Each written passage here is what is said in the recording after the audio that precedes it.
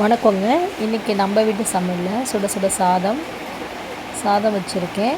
அது கூடவே chicken gravy பண்ணியிருக்கோம். சிக்கன் கிரேவி முட்டை வேக வச்சுருக்கேன். தம்பிக்கு முட்டை வேக வச்சுருக்கேன். சிக்கன் கிரேவி மத்தி மீன் குழம்பு மண்சட்டியில் வச்சுருக்கோம். அந்த ரெசிபி எப்படி செய்கிறதுன்னு சும்மா விலாகாக போடுறேன் பாருங்கள். உங்களுக்கு பிடிச்சிருக்கும்னு நினைக்கிறேன். பிடிச்சிருந்தால் லைக் பண்ணுங்கள். ப்ளீஸ் எங்கள் சேனல் சப்போர்ட் பண்ணுங்கள். சின்ன வெங்காயம் சேர்த்துக்கிட்டிங்கன்னா ரொம்ப நல்லாயிருக்கும். சின்ன வெங்காயம், பூண்டு, மாங்காய் போட்டு தான் வைக்க போகிறோம். அதுக்கு தேவையான தக்காளி, புளிக்கரைசல் வச்சுருக்கேன். ஸோ எப்படி சேர்த்துக்கணும்னு பார்த்துடலாங்களா. மண் சட்டியை எடுத்து வச்சுட்டு மாங்காவை இப்படியே கட் பண்ணி வச்சுருக்கேன். மத்தி மீனை பொறுத்த வரைக்கும் மாங்காய் போட்டு வச்சிங்கன்னா டேஸ்ட் நல்லாயிருக்கும். மண் சட்டியில் கொஞ்சம் எண்ணெய், கொஞ்சம் கடுகு, சீரகம் போட்டு தாளித்து விட்டுருங்க.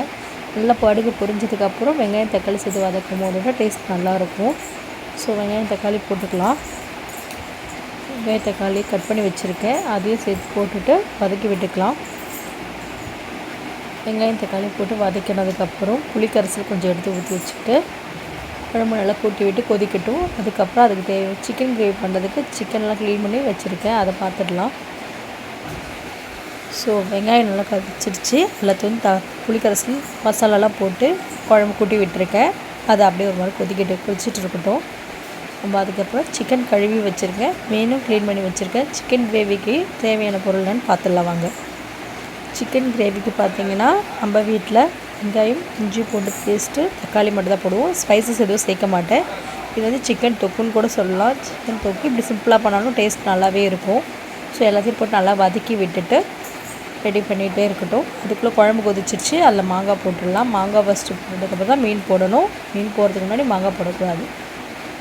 ஸோ மாங்காய் ஃபஸ்ட்டு போட்டுடலாம். இந்த பக்கம் சிக்கனும் வதக்கிட்டுருக்கு. சிக்கன் ஒரு பக்கம் வதக்கிட்டு இருக்கட்டும். மாங்காய் போட்டுட்டிங்கன்னா மாங்காய் போட்டு 2 கொதித்து வந்ததுக்கப்புறம் மீன் போட்டு இறக்க வேண்டியதான். ஒரு 5 to 10 minutes கொதிக்க விட்டிங்கனாலே போதும். ஸோ மாங்காய் எடுத்து போட்டுடலாமா. ஸோ மாங்காய் குழம்பு நல்லா கொதிச்சிருச்சு. மாங்காய் எடுத்து போட்டுடலாம்.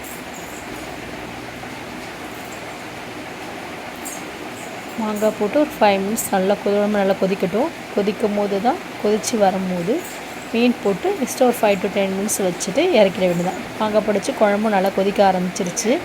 இந்த ஸ்டேஜில் மீன் போட்டால் கரெக்டாக இருக்கும்.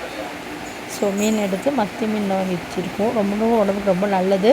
வீக்லி ஒன்ஸ் இல்லைனா 10 நாளைக்கு ஒரு வாட்டியாவது வாங்கி செஞ்சுடுங்க. மத்தி மீன் எவ்வளோக்குள்ள உடம்பு சேர்த்துக்கிறோமோ அவ்வளோக்குள்ளுக்கு ரொம்ப நல்லது. மத்தி மீனை பார்த்தா விட்டுறாதீங்க. கண்டிப்பாக செஞ்சு சாப்பிடுங்க. டேஸ்ட்டும் சூப்பராக இருக்கும்.